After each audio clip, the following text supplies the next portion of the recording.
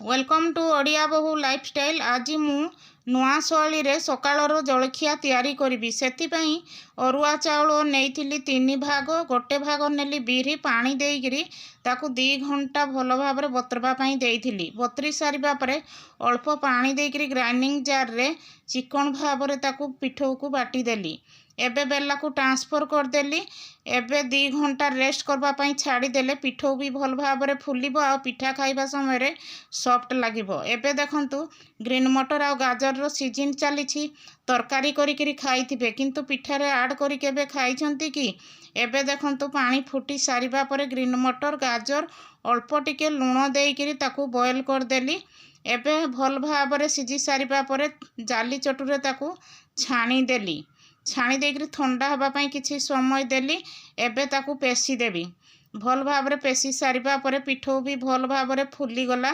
एबे देखंतु लूण स्वाद अनुसार लूण देली, किछि पियाज कटा देली आ कंचा लंका अल्प टिके देइथिली।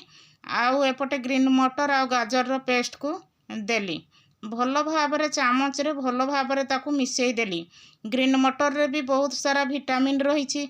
एमती प्रोसेस रे भी आमे खाई परिबा। पिठा भी भल भी टेस्ट लगी थाए। भल भाव मिसई देली। नेक्स्ट प्रोसेस रे कड़ाई गरम कली। सोरिष तेल टिके अधिक देइथिली पिठा भल भाव उठिबो कहिकरी ताकू तेल को स्प्रेड करदेली। सबू कड़ाई रे एमती स्प्रेड करदेले पिठा भल भाव भी उठिबो। एबे सबू पिठौ को एका संगरे मु ढाली देली।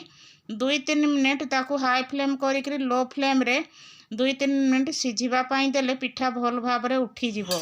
एबे भल भाव सीझी गला जेमती ताकू उल्टै देली। तलपट देखंतु केते भल भाव उठिला, भांगिलानी भी बिल्कुल पिठा परफेक्ट हेची।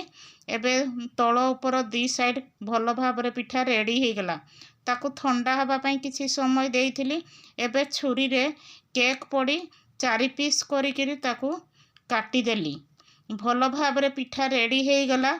याकू क्षीर किंबा आलू मटर तरकारी सहित लगेइकरी खाइले बहुत टेस्ट लगी थाए। थोड़े एमती ट्रायल करंतु, एमती रेसिपीटे खातु, देखिबे केते टेस्ट लगी थाए। जे एई छोट रेसिपीटी आपण मानकर मन को छुईछि हेले लाइक टे आ सब्सक्राइब टे करिबा पई भूलिबे नहीं।